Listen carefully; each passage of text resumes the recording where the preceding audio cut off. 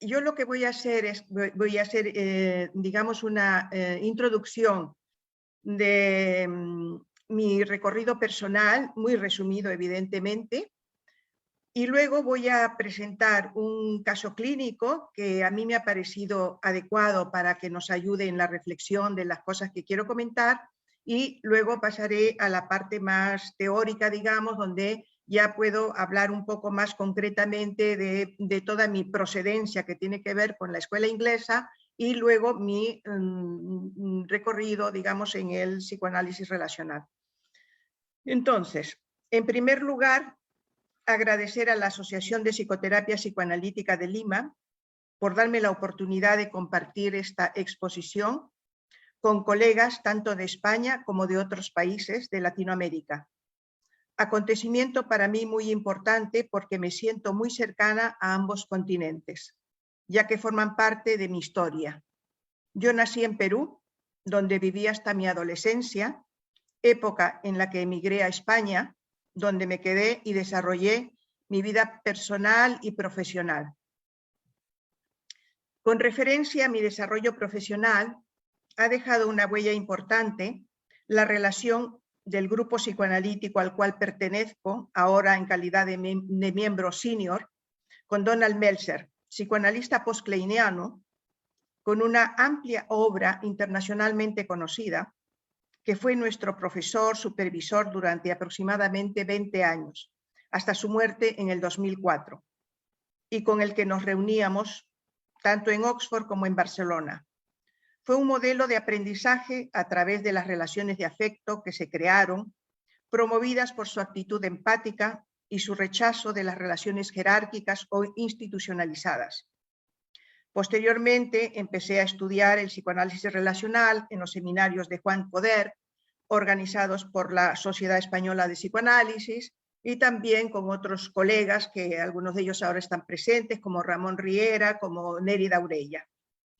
Bueno, comento estos antecedentes porque, como ya veremos, desde la perspectiva relacional, tienen mucha relevancia nuestra historia, nuestras características personales y, en general, nuestra actitud ante la vida, considerando que todo ello está presente y juega un rol en nuestra relación con los pacientes, entrando a formar parte de ese nuevo campo que será co-creado por ambos participantes, presidiendo el desarrollo de la intervención terapéutica. Hecha esta introducción, y según lo previsto, pasaré a la exposición del caso clínico. Se trata de un caso que hace años presenté en un encuentro promovido por la institución a la cual pertenecía y que en esta ocasión he elegido por la huella que dejó en mí y porque considero reúne los requisitos que complementan las reflexiones que quiero compartir. Paso al caso. Este es un trabajo que yo titulé En el umbral de la palabra. Y lo empecé con una cita de García Márquez, de 100 años de soledad, que decía: el mundo era tan reciente que muchas cosas carecían de nombre y para mencionarlas había que señalarlas con el dedo. Quise empezar con una cita de este autor porque este trabajo hace referencia precisamente a ese momento de la vida mental en que la palabra aún no es posible, pero sí la necesidad de comunicarse. Se trataba de compartir mi experiencia y reflexiones con referencia a los modos posibles de intervención terapéutica en aquellos casos en que el proceso de simbolización y, por lo tanto, el pensamiento se había visto precozmente perturbado. El pacientito no podía expresarse verbalmente y si lo hacía era de una forma muy limitada. Sin embargo, pude apreciar a través de sus desorganizados movimientos y precario lenguaje un intento desesperado por poner en evidencia su empobrecido mundo interno. Ante este panorama me cuestionaba: ¿cómo acceder a este tipo de pacientes? ¿Qué características ha de tener nuestra intervención? ¿Es posible o suficiente la interpretación? Fueron las preguntas que en ese momento me hacía. Bion formuló su teoría sobre el origen del pensamiento, postulándolo como un primer resultado de acontecimientos emocionales tempranos entre la madre y el bebé, siendo estos decisivos para el establecimiento de la capacidad para pensar en el niño. Esta teoría implica que el conocimiento del mundo psicológico precede al conocimiento del mundo físico. Representa una comprensión nueva del pensamiento como uno de los vínculos fundamentales entre los humanos. Vínculo esencial para la formación y funcionamiento de la mente normal. En este caso, estos requisitos no habían sido posibles. Mis reflexiones hacían referencia a la manera como nuestra comprensión y método psicoanalítico podría incidir en estos casos, haciendo posible el acceso a las experiencias emocionales. A continuación, el caso al cual he llamado Tony. Tony fue adoptado en un país del este a los 18 meses. Los antecedentes no son muy precisos, pero parece ser que hasta los 6 meses estuvo con la madre. A partir de esa edad fue dejado en un orfanato de muy precaria economía, hasta que la familia adoptiva se interesó por él. Era un niño que no caminaba, no controlaba esfínteres, no hablaba, solo emitía una especie de gruñidos. Y según me comentó la madre, al principio no soportaba ningún ruido. Se asustaba mucho, se tapaba los oídos y se escondía. La mayor parte del tiempo estaba como ausente y balanceándose. Chupaba y mordía los barrotes de la cuna y como alimento solo aceptaba líquidos. En el momento de la consulta ya tenía casi 4 años y llevaba 1 año y medio adoptado.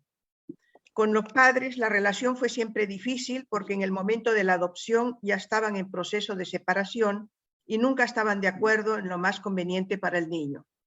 Según sus observaciones, el niño, cuando lo adoptaron, se comportaba como un autista.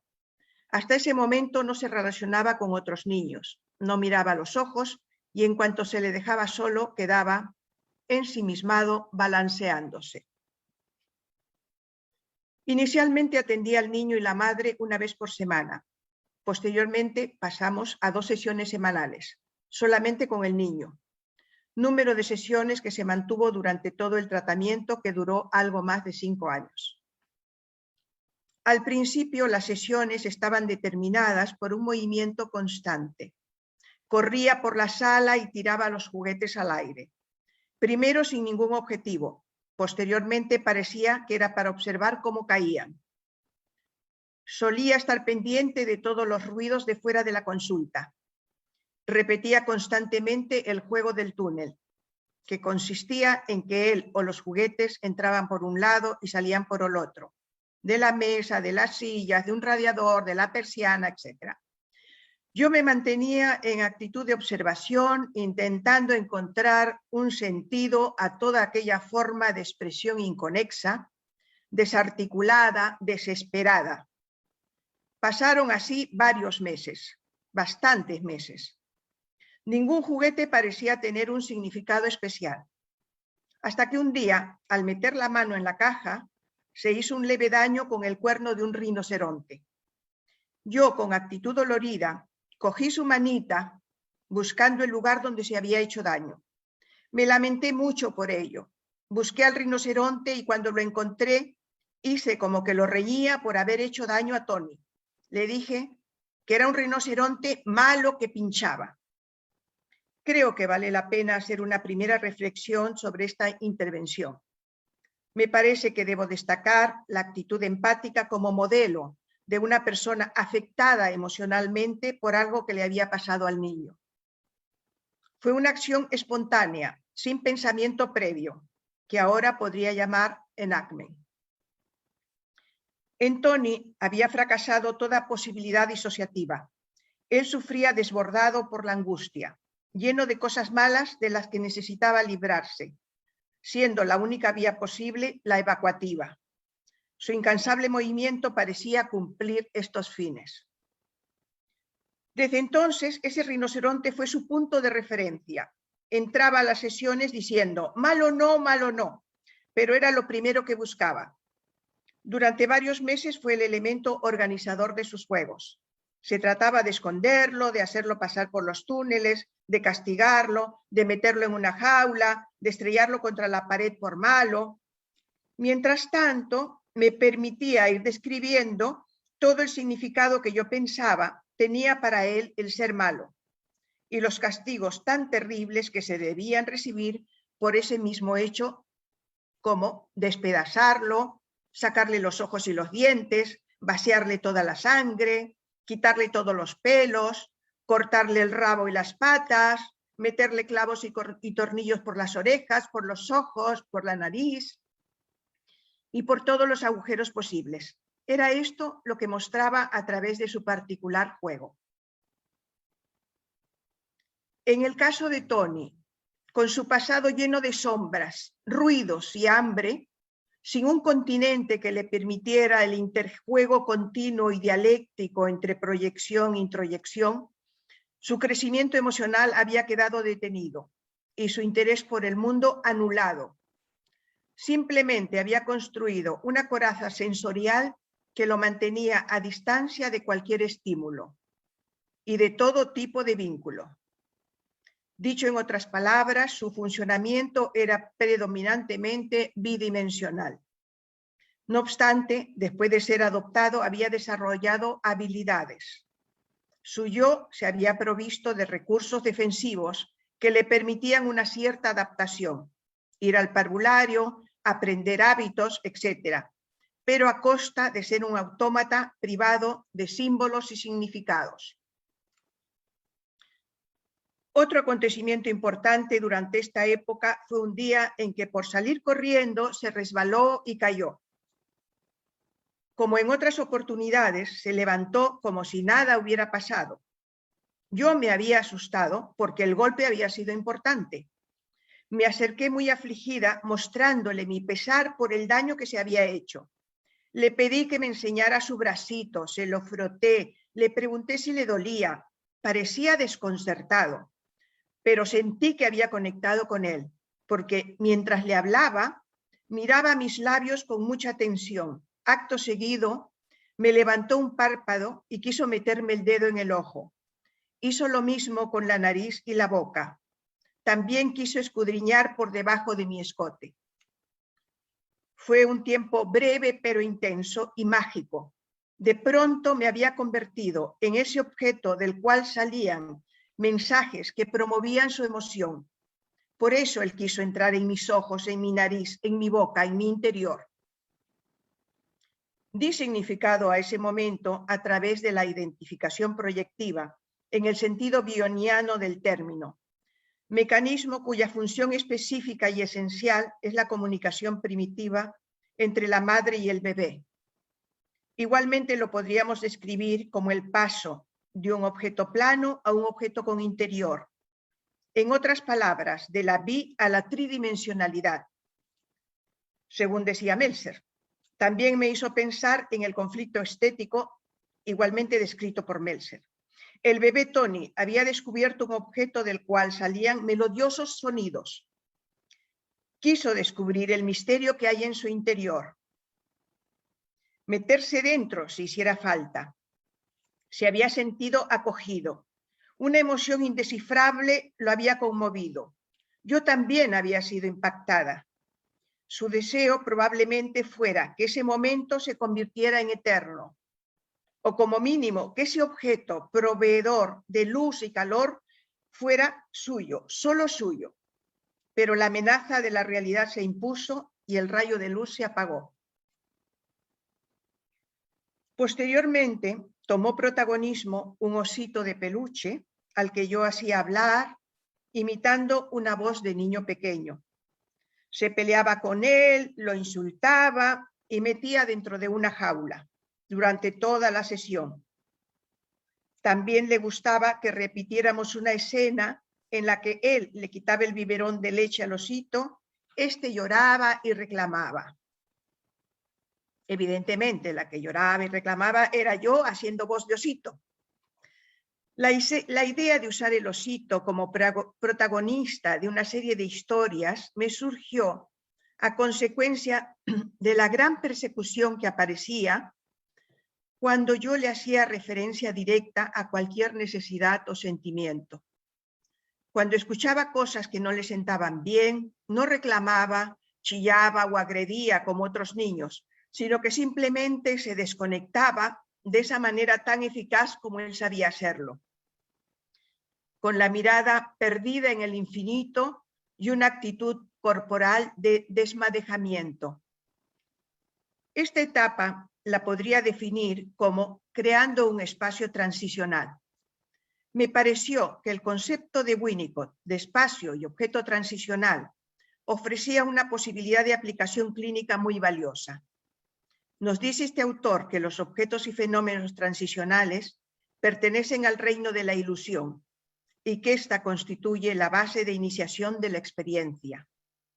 Esta primera etapa del desarrollo está posibilitada por la capacidad especial de la madre para adaptarse a las necesidades de su hijo, con lo cual le permite forjarse la ilusión de que lo que él cree existe en la realidad. Es en este espacio transicional donde aparecería la función simbólica, siendo el símbolo un objeto transicional creado por el niño. Todo lo que hay en ese tránsito del niño hacia la madre será vivido en función de esa relación y susceptible de convertirse en símbolo.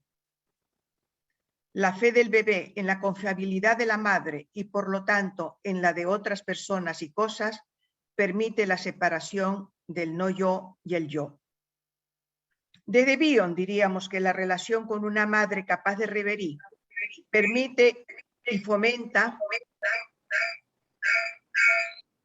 la creación de ese espacio denominado como transicional por Winnicott.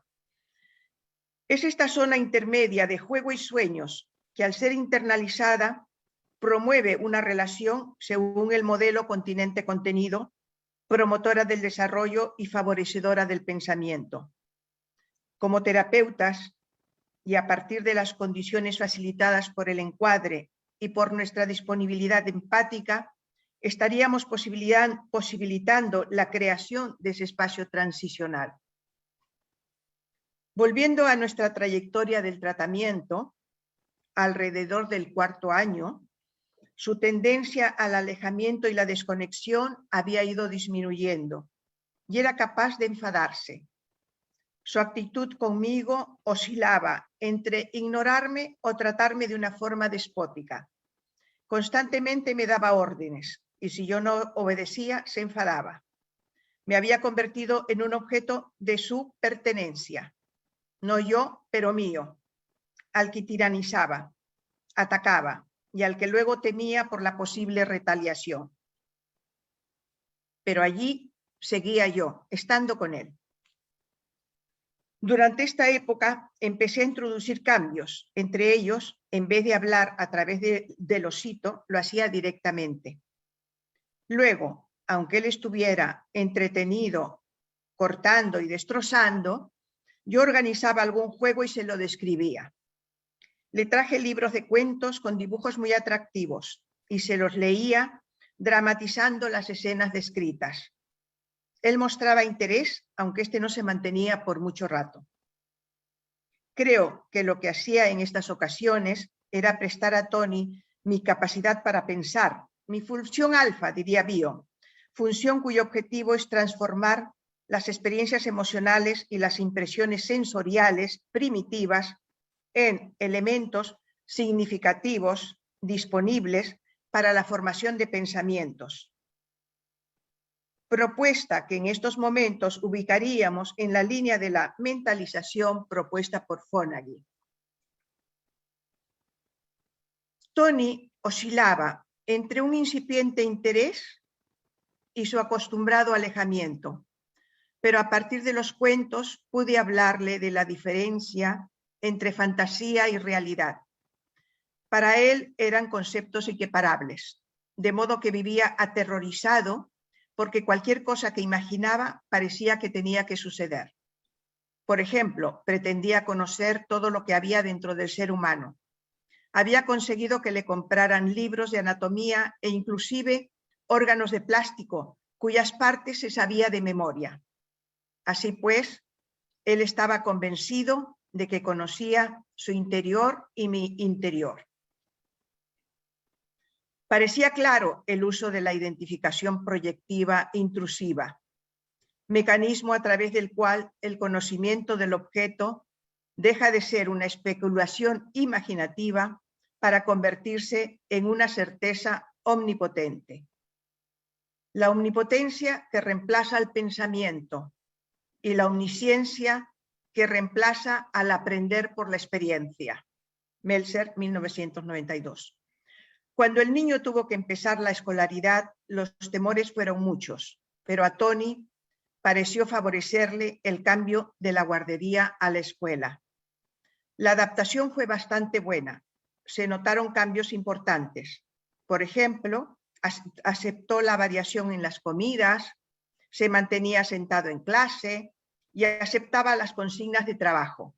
A partir de esta evidente mejoría, la madre empieza a plantearme la posibilidad de la interrupción. Quedamos de acuerdo en que esperaríamos un tiempo para no someter al niño a cambios tan seguidos. Durante el 5º año de tratamiento, los cambios en nuestras sesiones fueron importantes. Iban apareciendo viñetas de un juego simbólico, así como una comunicación verbal más clara y coherente.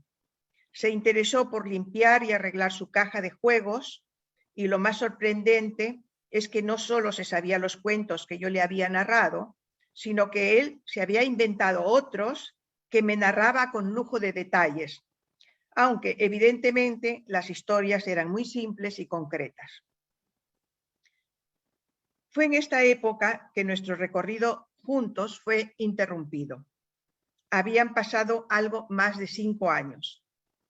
Habíamos compartido momentos de total incomunicación, momentos en los que Tony solo hacía que correr, saltar, romper y desconectar. Momentos de esperanza y desesperanza. Tony pasó de ser absolutamente indiferente a las cosas a señalarlas con el dedo y finalmente a nombrarlas. Podemos decir que las posibilidades evolutivas fueron ganando terreno y Tony empezó a mostrar una incipiente confianza en su capacidad para comunicarse, en definitiva, para crecer. Era como estar nuevamente al principio de un camino del cual se había desviado, aunque hoy sabemos que experiencias traumáticas tan precoces implican secuelas muchas veces no superables.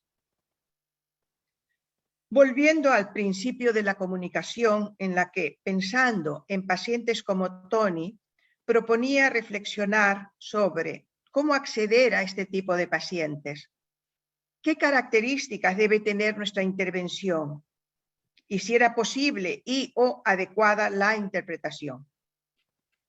En estas situaciones la interpretación tiene un alcance muy limitado o casi ninguno, dado que las palabras no han alcanzado un nivel simbólico.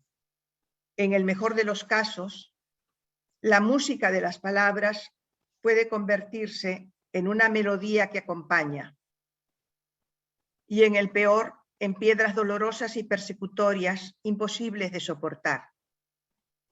En estos momentos es una reflexión aplicable al tratamiento de adultos con traumas no resueltos o con patologías de déficit. También he comentado que este paciente había promovido en mí cantidad de iniciativas y cuestionamientos. Precisamente en la narración del caso he querido destacar las características de estas iniciativas. Por ejemplo, usar el osito como juguete intermediario en nuestro diálogo, leerle o inventar cuentos, armar yo sola juegos y describirlos, mientras él insistía en sus rituales obsesivos. Era como si le dijera: en este espacio que compartimos hay más cosas que tus rituales y a lo mejor te pueden interesar. Pero teniendo en cuenta mi formación ortodoxa, me asaltaban dudas con referencia a estas iniciativas. Me preocupaba la posibilidad de que estuviesen relacionadas con una actuación contratransferencial, porque realmente era emocionalmente difícil estar con Tony, tal como ya lo he mencionado. Fácilmente estaba perdido en el infinito o preso de un movimiento inagotable. También estaba presente la inquietud que me producía el que en cualquier momento podía interrumpirse el tratamiento debido a la actitud de los padres. Por último, también influía el tener solo 2 sesiones a la semana. Había tanto trabajo por hacer y disponíamos de tan poco tiempo. Me ayudaban las teorías ya comentadas, pertenecientes a la escuela inglesa, pero no eran suficientes para mis cuestionamientos sobre la técnica. Y en esa época, los nuevos aportes del psicoanálisis contemporáneo aún eran incipientes, además de poco divulgados en Europa. No obstante, ya en aquellos tiempos me planteaba, coincidiendo con las actuales propuestas relacionales, que cada paciente es una situación diferente que requiere una reflexión específica y constante. También quisiera destacar aspectos concretos que me parecen de especial relevancia en toda situación terapéutica.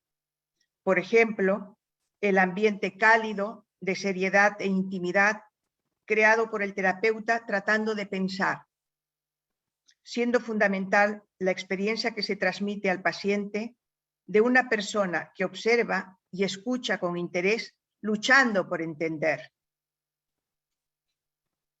Precisamente había señalado la importancia de la observación y descripción porque es una forma de mostrar al paciente cómo el terapeuta genera pensamientos.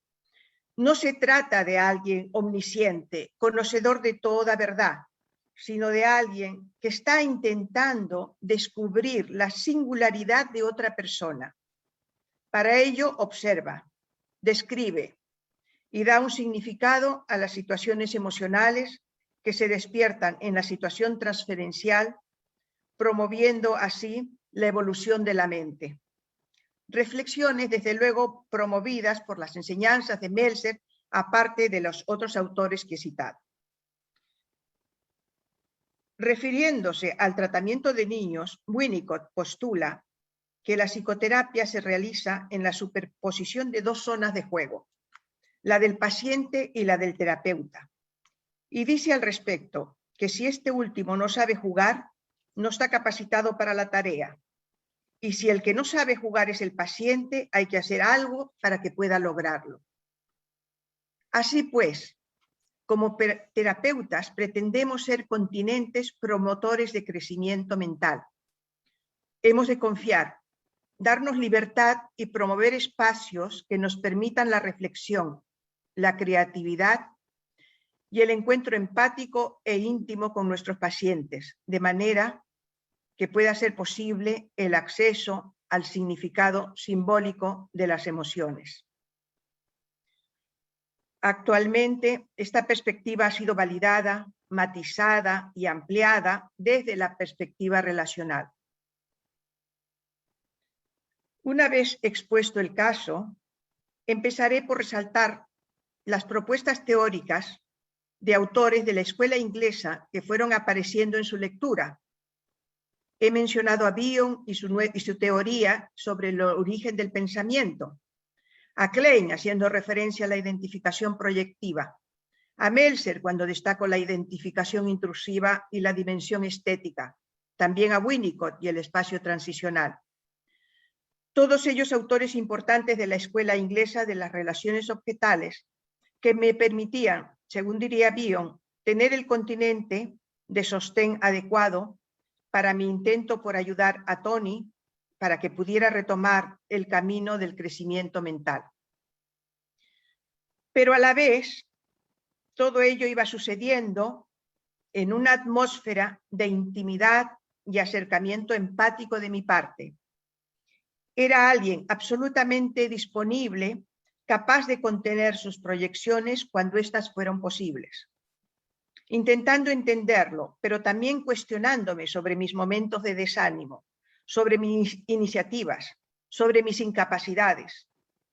reflexiones que nos insertan de lleno en el objeto de estudio e investigaciones del psicoanálisis relacional.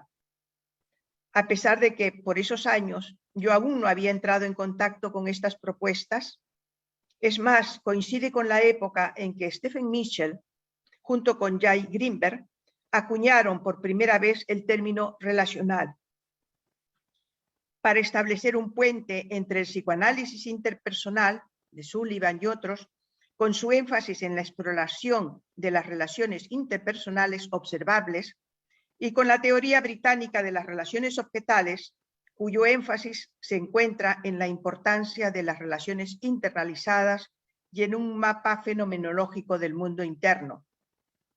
Klein, postkleinianos, Winnicott, Balin y otros. Estableciendo este puente entre las tradiciones de las relaciones de objeto y la interpersonal, es como la escuela relacional creció de un modo pluralista y en diversas direcciones, incorporando además elementos de la psicología del self, la psicoterapia existencial, la teoría del apego y algunos desarrollos contemporáneos de la teoría freudiana, especialmente de Hans Loewald. Así también se considera como pionero del psicoanálisis relacional a Sándor Ferenczi y sus revolucionarias aportaciones al desarrollo del psicoanálisis, especialmente en lo referente a su aplicación en la clínica. Recordemos que Ferenczi había sido excluido de la historia del psicoanálisis, rescatado posteriormente por el psicoanálisis contemporáneo. Lo que resulta esclarecedor, me parece, es constatar que cuando se hace referencia al psicoanálisis relacional, no se está hablando de una sola teoría, sino que se trata de una corriente de pensamiento que surge a partir de una amplia gama de escuelas teóricas y tradiciones, diferenciándose de la perspectiva clásica freudiana, cuyo enfoque estaba centrado en la mente individual como unidad básica. Esta nueva corriente surge en los Estados Unidos aproximadamente en los años 80. Citando textualmente a Brumberg en su libro La sombra del tsunami, dice: la escuela del psicoanálisis relacional no nació de las ideas seminales de un único autor, ni de un grupo homogéneo de autores cuyas corrientes posteriores fueran evolucionando, divergiendo o permaneciendo leales. Por ello, son teorías que no están sujetas a evaluación por su grado de desviación de la ortodoxia. Freud, Klein, Ferenczi, Verben, Winnicott, Sullivan y Kohut son todos ellos importantes figuras parentales, pero ninguno ostenta la autoridad parental. Además, el abanico teórico es extremadamente diverso, ya que los conceptos o sistemas conceptuales de los distintos autores se valoran más desde el punto de vista clínico que desde el teórico. Fin de la cita de Brumberg. La idea principal parte de ese nuevo campo que se crea en la relación paciente-terapeuta. Desde este enfoque es un espacio nuevo con sus leyes específicas, determinadas por el aporte de cada uno de los participantes a igual nivel. A pesar del reconocimiento de que es una relación asimétrica, pero eso no implica que la dinámica esté solo determinada por las acciones psíquicas de uno de los participantes, sino que se trata de un espacio co-creado. En esta línea es un acercamiento a lo que Ogden plantea haciendo referencia al tercero analítico, o rastreando en los antecedentes, ya lo describía Racker en sus estudios sobre la técnica psicoanalítica, centrándose en la transferencia contra transferencia, a lo que ahora se agregan nuevos aportes que ya nos ubican evidentemente en un cambio de paradigma. En mi recorrido, más allá de Klein, Bion y Meltzer, autores a quienes había estado estudiando durante varios años, me parecieron muy interesantes las investigaciones del grupo de Boston, quienes hacen un importante desarrollo sobre los requisitos para que el cambio psíquico sea posible. grupo constituido por psicoanalistas dedicados a la investigación y a la atención psicoterapéutica. Este grupo ha introducido el concepto de conocimiento relacional implícito, el cual podríamos resumir diciendo que se trata del conocimiento que una persona tiene sobre cómo puede utilizar las relaciones con los otros para regular las propias emociones. Este conocimiento es procesado por la memoria implícita o de procedimiento. Por tanto, no es un conocimiento accesible al pensamiento reflexivo. Este planteamiento nos lleva a un acercamiento a las neurociencias, la misma que junto con el psicoanálisis actual están de acuerdo en la existencia de dos clases de inconsciente. El inconsciente clásico freudiano, que es el dinámico reprimido, y el inconsciente de procedimiento no reprimido, pero tampoco accesible a la conciencia. Así pues, las neurociencias han puesto de relieve de manera objetivable aportaciones que no podemos dejar de tener en cuenta por su repercusión en las investigaciones sobre el psiquismo humano, todas ellas expuestas por el grupo de Boston ya antes mencionado. Estos aportes han centrado particularmente la atención de la clínica en la llamada memoria de procedimiento o implícita, la misma que podemos decir que ya Freud intuyó en sus estudios sobre la transferencia. Según afirman estos investigadores de Boston, las consecuencias del descubrimiento de esta memoria, es decir, del inconsciente no reprimido, han sido muy importantes para la teoría y la práctica del psicoanálisis. Sobre todo ello, Luis Martí Cabré, especialista en Ferenczi, nos dice que permite pensar en el inconsciente como una función compleja compuesta de una parcela reprimida y otra no reprimida, que afecta a los dos integrantes de la pareja analítica y se manifiesta en el eje transferencia contra transferencia. Es evidente que el psicoanálisis actual ha ido incorporando los aportes de las neurociencias, de la antropología, de la sociología, de la psicología cognitiva e inclusive de la física cuántica. Volviendo al grupo de Boston, líder en investigaciones de carácter longitudinal, referentes a la evolución del psiquismo humano, hemos de resaltar su apoyo en las teorías de Bowlby sobre el apego, coincidente con los postulados psicoanalíticos en los cuales el primer yo siempre ha sido un yo corporal. Desde esta perspectiva, donde son determinantes el apego seguro o inseguro que se haya podido generar con los primeros objetos, se pueden vislumbrar los vínculos que posteriormente estaremos predispuestos a establecer. Estos presupuestos nos acercan a la mentalización, concepto descrito por Allen, Fonagy y Bateman, el cual abarca procesos cognitivos y emocionales que solo son posibles de ponerse en marcha en una relación de apego seguro y que ya mencioné en el caso de Tony, relacionándolo con la propuesta de Bion sobre el pensamiento. Para ir terminando, solo mencionar algunos de los puntos que he valorado como diferentes y que se centran fundamentalmente en la técnica. Por ejemplo, el concepto de neutralidad del analista, la misma que, según esta nueva perspectiva, se considera imposible, porque quiera o no, el analista es un ser humano e irremediablemente se hace presente y condiciona el campo de la relación.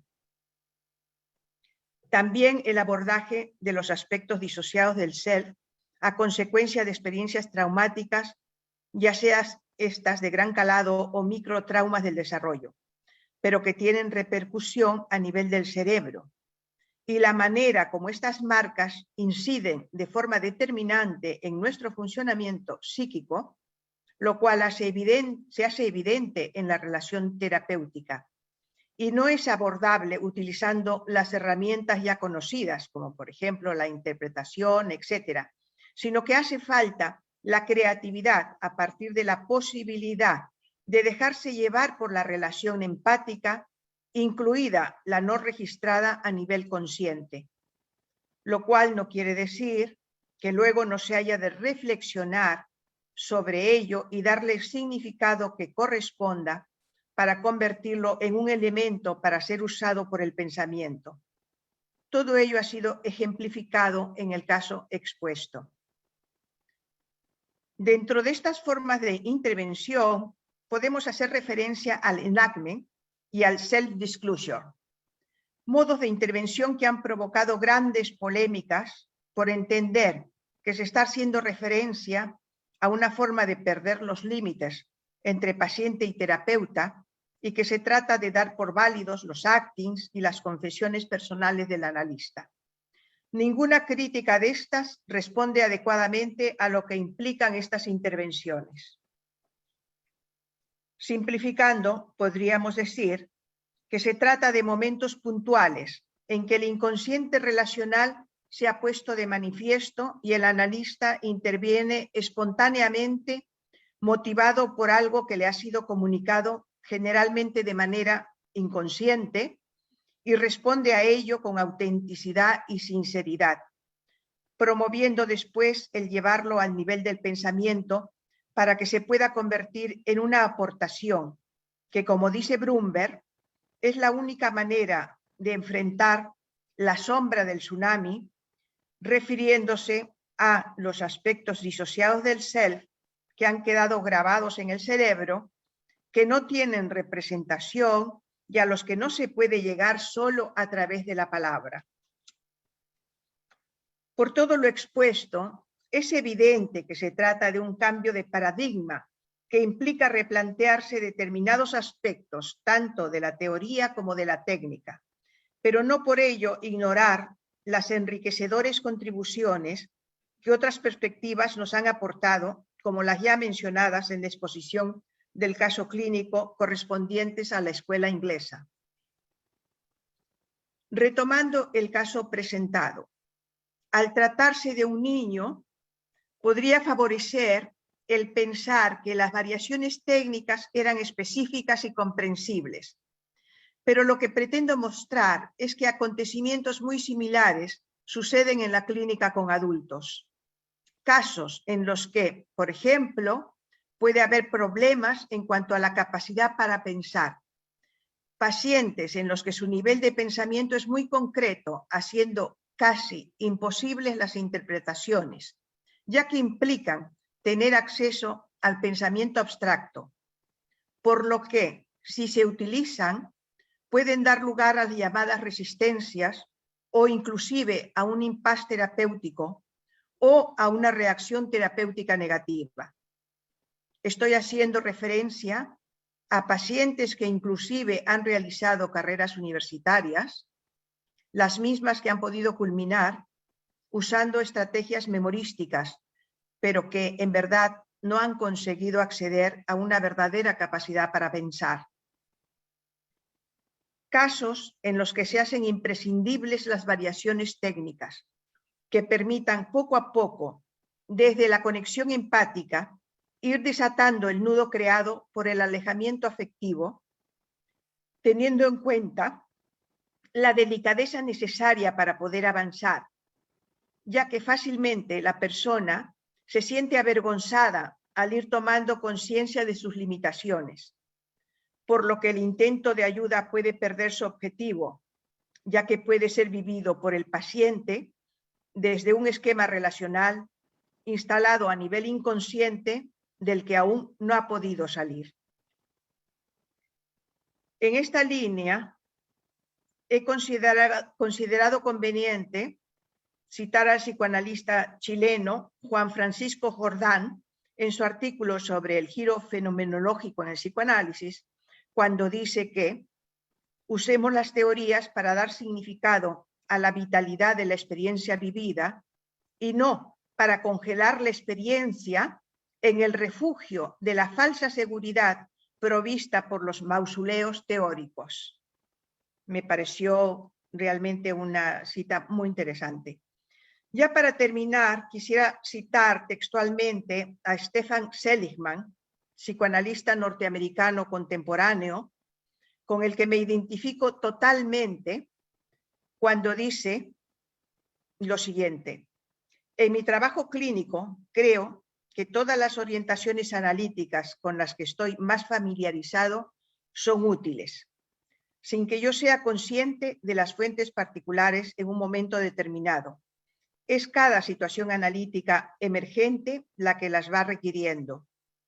Estas incluyen la orientación freudiana clásica, el modelo estructural centrado en las defensas y el conflicto psíquico, el énfasis kleiniano en la fantasía inconsciente y las profundas relaciones de objetos internos, la corriente profundamente imaginativa y orientada al desarrollo del middle group, la psicología del self y la visión relacional contemporánea con su enfoque centrado en el compromiso y la participación absoluta del analista. Todo esto lo cita en su libro Las relaciones en el desarrollo. Descripción, pienso yo, en la que está implícita la importancia de no escindir los valiosos aportes de los que se ha ido nutriendo el psicoanálisis desde Freud hasta la actualidad. Y bueno, con esto termino y espero que esto no haya sido demasiado denso.